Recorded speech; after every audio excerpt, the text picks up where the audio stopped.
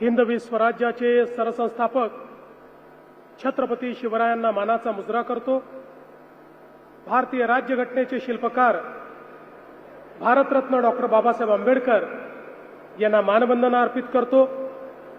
आजच्या या अतिशय सुंदर कार्यक्रमामध्ये ज्यांनी आपल्याला प्रधानमंत्री आवास योजनेमध्ये रेकॉर्ड घरं दिली, मोदीजींच्या नेतृत्वात या देशामध्ये ग्रामविकास, पंचायत राज आणि कृषी या प्रमुख खात्यांची जबाबदारी सांभाळणारे आणि सगळ्यांचे मामाजी म्हणून परिचित असलेले केंद्रीय मंत्री शिवराज सिंग चौहानजी, मंचावर उपस्थित खासदार श्रीमंत उदयनराजे भोसलेजी, आपले मंत्री महोदय ग्रामविकास ज्यांनी हा रेकॉर्ड या ठिकाणी तयार केला ते जयकुमार गोरेजी, पालकमंत्री शंभूराज देसाईजी, आपल्या साताऱ्याचे भूमिपुत्र सार्वजनिक बांधकाम मंत्री श्रीमंत शिवेंद्रसिंह राजे भोसले, मंचावर उपस्थित महेशदादा शिंदे,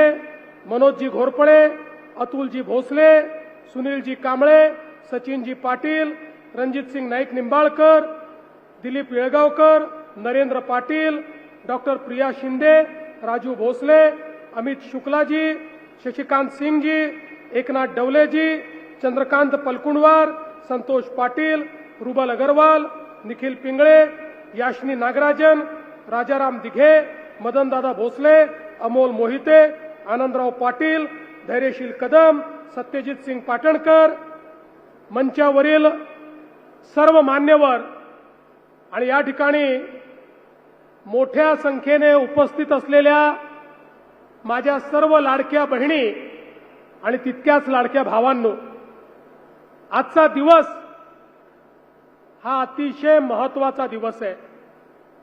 22 फेब्रुवारी 2025 ला माननीय शिवराज सिंग चौहानजींनी मोदीजींच्या नेतृत्वाखाली महाराष्ट्राला 30 लाख घरांचं एक पत्र त्या ठिकाणी दिलं आणि आपल्याला तो उपहार त्या ठिकाणी त्यांनी दिला।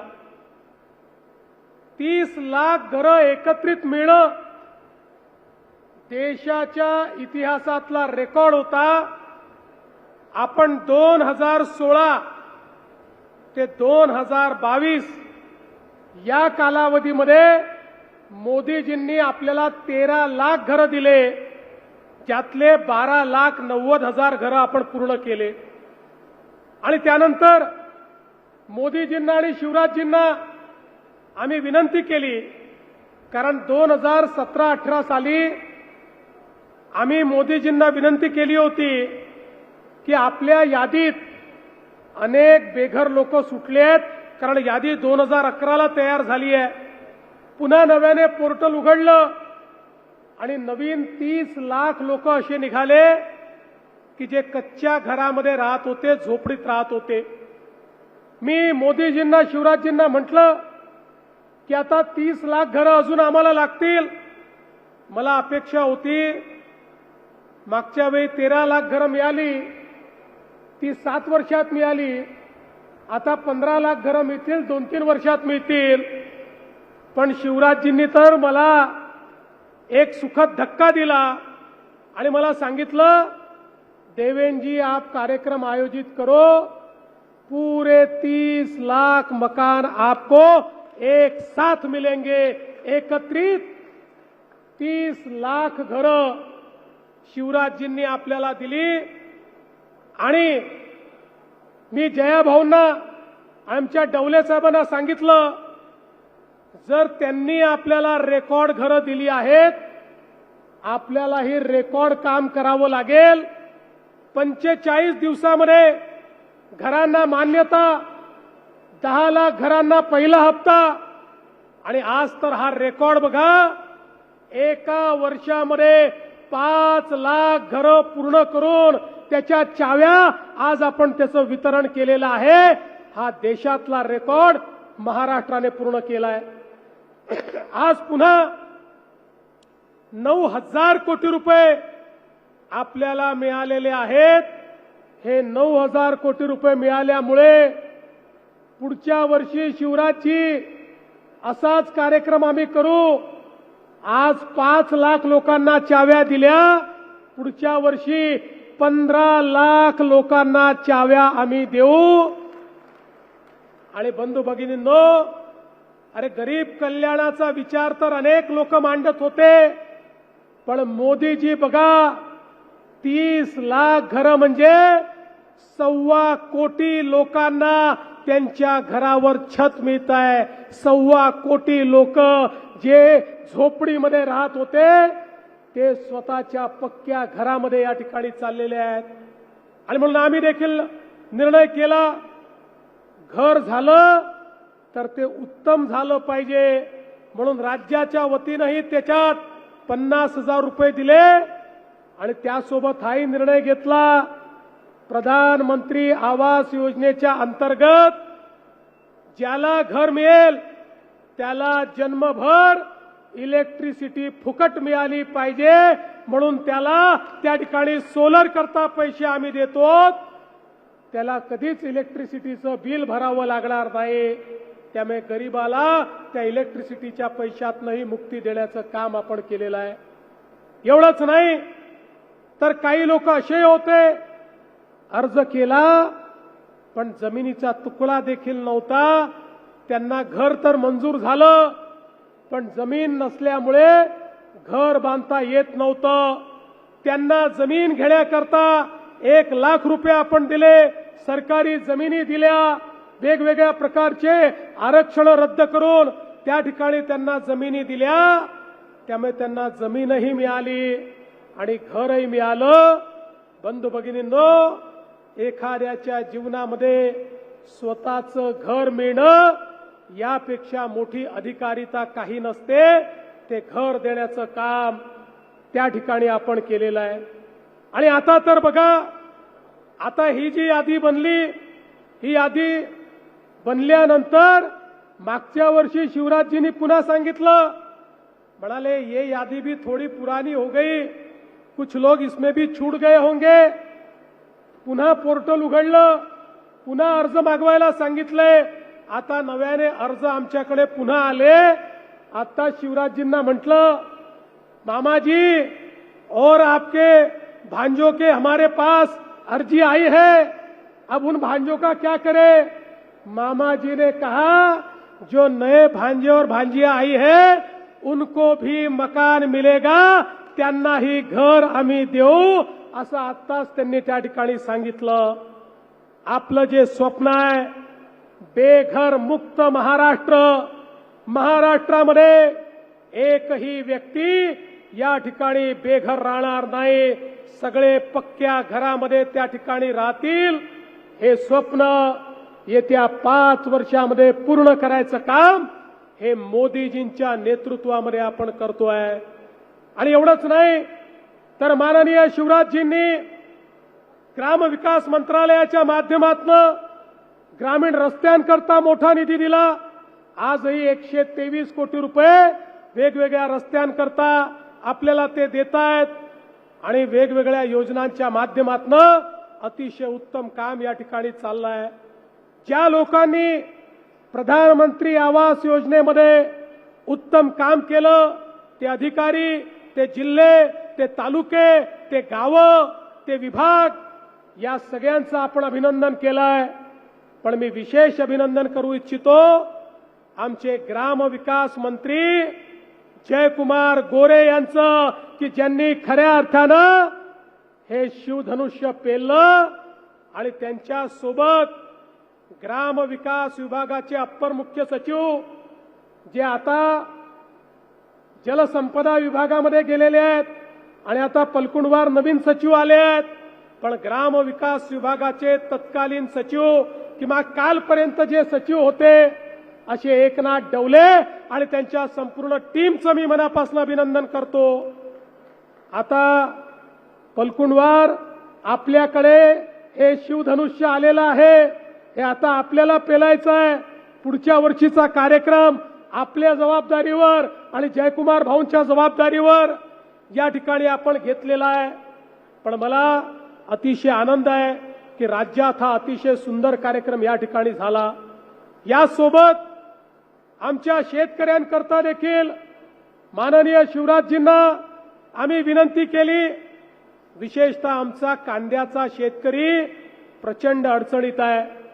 अनेक शेतकरी कांद्याला 1 रुपया भाव मिळतोय म्हणून कांदे फेकून द्यायला निघाले आहेत आणि म्हणून शिवराजजींना मी सांगितलं, काय वाटेल ते करा, पण कांदा विकत घ्या। कांदा नाशिवंत आहे, कांदा याचं शेल्फ लाईफ खूप जास्त नाहीये, त्यामुळे त्याची खरेदी करून साठवणूक करून पुन्हा तो मार्केटमध्ये आणायचा, या सगळ्या गोष्टी अडचणीच्या असतात। पण तरी देखील आपल्या विनंतीला मान देऊन आजपासनं महाराष्ट्रामध्ये शिवराज सिंग चौहान साहेबांच्या नेतृत्वात, माननीय मोदीजींच्या नेतृत्वात 12 रुपये 35 पैशाने कांद्याची खरेदी सुरू होते। माझ्या कांदा उत्पादक शेतकऱ्याला देखील एक मोठा दिलासा या माध्यमातून या ठिकाणी प्राप्त होणार आहे। आणि अर्थातच सातारा जिल्ह्यात आल्यानंतर ऊसाच्या बद्दल बोललो नाही आणि साखर कारखानदारी बद्दल बोललो नाही, तर आमचे पालकमंत्री आणि आमचे राजे आमच्या हेलिकॉप्टरला उडूच देणार नाहीत। त्याच्यामुळे मी या ठिकाणी त्यांनाही आश्वस्त करतो, माननीय शिवराजजींच्या सोबत येत्या आठवड्यात दिल्लीमध्ये माननीय HM साहेबांची वेळ घेऊन आपल्या साखर कारखानदारीच्या संदर्भातली बैठक आपण लावणार आहोत। केंद्र सरकार आणि राज्य सरकार मिळून साखर कारखानदारी आणि ऊस उत्पादक शेतकरी यांच्यावरचं संकट हे देखील राज्य सरकार दूर करेल, हा विश्वास या निमित्ताने मी आपल्याला देतो। बंधू भगिनींनो, हे तुमचं सरकार आहे, या सरकारमध्ये शेतकऱ्यांचा विचार हा सर्वोपरी आहे। आम्ही या ठिकाणी या बजेटमध्ये निर्णय केला शेतकऱ्यांना कर्जमाफी देण्याचा, त्याची तयारी आमची सुरू आहे। 30 जून पूर्वी आमच्या शेतकऱ्यांना कर्जमाफी आम्ही देणार आहोत आणि त्यासोबत ज्या शेतकऱ्यांनी प्रामाणिकपणे कर्ज भरलं त्यांना प्रोत्साहनपर राशी देखील आमच्या सरकारच्या माध्यमातून देणार आहोत। आणि यासोबत माझ्या एवढ्या लाडक्या बहिणी आहेत, मैं शिवराज जी आपको आश्वस्त करना चाहता हूं, आम्ही मागच्या 2 वर्षामध्ये 50 लाख लाडक्या बहिणींना लखपती दीदी केलाय, पण 50 लाखांवर आम्ही थांबणार नाही। माझ्या 1 कोटी बहिणी लखपती दीदी होतील आणि त्या खऱ्या अर्थानं आमच्या अर्थव्यवस्थेचं संचालन करतील। आणि खरं म्हणजे मोदीजींनी हे ओळखलं, 5 ट्रिलियनची अर्थव्यवस्था करायची असेल तर केवळ भावांच्या भरोश्यावर होऊ शकत नाही, ती करायची असेल तर बहिणींनाच या ठिकाणी अर्थव्यवस्थेमध्ये आणावं लागेल। आणि आता बहिणी उतरल्या तर 5 ट्रिलियनची अर्थव्यवस्था देशाची पूर्ण झाल्याशिवाय राहणार नाही, हा विश्वास देखील मी व्यक्त करतो। बंधू भगिनींनो, आज जगामध्ये मोठं संकट आहे, या संकटाच्या काळामध्ये मोदीजींनी काही अपेक्षा आपल्याकडनं व्यक्त केलेल्या आहेत। जसं आम्ही सांगितलं, हा येत्या 6 महिन्यातला आमचा शेवटचा मोठा कार्यक्रम असेल। आता मोठ्या कार्यक्रमांचं आयोजन आम्ही करणार नाही। बंधू भगिनींनो, लक्षात घ्या, मोदीजी या ठिकाणी जे सांगतायत ते देशहिताकरता सांगतायत। आज आपण जर बघितलं तर जगभरामध्ये इंधनाच्या किमतीत किती वाढ झाली। अमेरिकेमध्ये 51% वाढ आहे, ब्रिटनमध्ये 22% वाढ आहे, फ्रान्समध्ये 25% वाढ आहे, जपानमध्ये 35% वाढ आहे, जर्मनीत 27% वाढ आहे, इस्रायलमध्ये 30% वाढ आहे, दक्षिण कोरियात 30% वाढ आहे, इटलीमध्ये 30% वाढ आहे, सिंगापूरमध्ये 30% वाढ आहे, पाकिस्तान सारख्या देशात 200% वाढ आहे। आणि आमच्याकडे मात्र मोदीजींनी मात्र 3.5% वाढ या ठिकाणी केलेली आहे आणि ती देखील आता इतके दिवस तर ती वाढ त्यांनी होऊ दिली नाही। बंधू भगिनींनो, ज्यावेळी देश संकटामध्ये असतो ज्यावेळी जगावर संकट असतं अशा काळामध्ये माननीय प्रधानमंत्री महोदयांनी जर काही अपेक्षा व्यक्त केल्या आपापल्या परीने आपण त्या अपेक्षेकृत काम करणं ही आपली जबाबदारी आहे। बंधू भगिनींनो, आपण देशभक्त आहोत आणि देशभक्ती ही अशा परिस्थितीमध्ये आपण किती देशाकरता त्याग करू शकतो याच्यावर अवलंबून असते आणि फार मोठा त्याग हा काही मोदीजींनी अपेक्षितच केला नाही। या ठिकाणी परकीय चलन वाचवण्याकरता सोन्याची खरेदी नका करू, 6 महिने हे आपल्याला सांगितलेलं आहे। इंधन जेवढं वाचवता येईल तेवढं इंधन वाचवा हे आपल्याला सांगितलेलं आहे आणि त्याकरता वेगवेगळ्या उपाययोजना आपल्याला सांगितलेल्या आहेत। अनिर्बद्ध पद्धतीनं खतांचा उपयोग करू नका हे आपल्याला सांगितलेलं आहे। या सगळ्या गोष्टी या करण्यासारख्या आहेत। आपण हे करू शकतो, केवळ 6 महिने करायचं आहे। 6 महिन्यामध्ये विश्वाची घडी चांगली झाली की या सगळ्या गोष्टी करण्याची आवश्यकता आपल्याला पडणार नाही। मला विश्वास आहे प्रत्येक देशभक्त भारतीय आणि हा महाराष्ट्र तर छत्रपती शिवरायांचा महाराष्ट्र आहे, ज्या महाराष्ट्रामध्ये छत्रपती शिवरायांनी सांगितल्यानंतर आपला जीव देण्याकरता देखील त्या ठिकाणी आमचे मावळे तयार राहत होते। अशा या महाराष्ट्रामध्ये आपापल्या परीनं जे जे शक्य आहे ते करण्याचा प्रयत्न आपण सगळे मिळून करूया हा विश्वास व्यक्त करतो। पुन्हा एकदा माननीय शिवराजजींचे मनापासून आभार मानतो, मोदीजींचे आभार मानतो आणि आपल्या ग्रामविकास विभागाचं मनापासून अभिनंदन करतो। आज एक अजून चांगला कार्यक्रम आपण हातामध्ये घेतला। या साताऱ्यामध्ये लोकशाहीर अण्णाभाऊ साठेंच्या पुतळ्याचं अनावरण झालेलं आहे। ज्या लोकशाहीर अण्णाभाऊ साठेंनी हा संदेश दिला की पृथ्वी ही शेषनागाच्या डोक्यावर नाही तर ती कामगाराच्या तळहातावर उभी आहे, त्या लोकशाहीर अण्णाभाऊ साठेंचं एक उत्तम अशा प्रकारचं स्मारक, एक पुतळा त्याचे उद्घाटन झालं। त्यांना देखील मी नमन करतो आणि या चांगल्या कार्यक्रमाकरता ज्या ज्या लोकांनी मेहनत केली त्या सगळ्यांचं अभिनंदन करून माझे 2 शब्द संपवतो। जय हिंद, जय महाराष्ट्र, भारत माता की जय। धन्यवाद साहेब।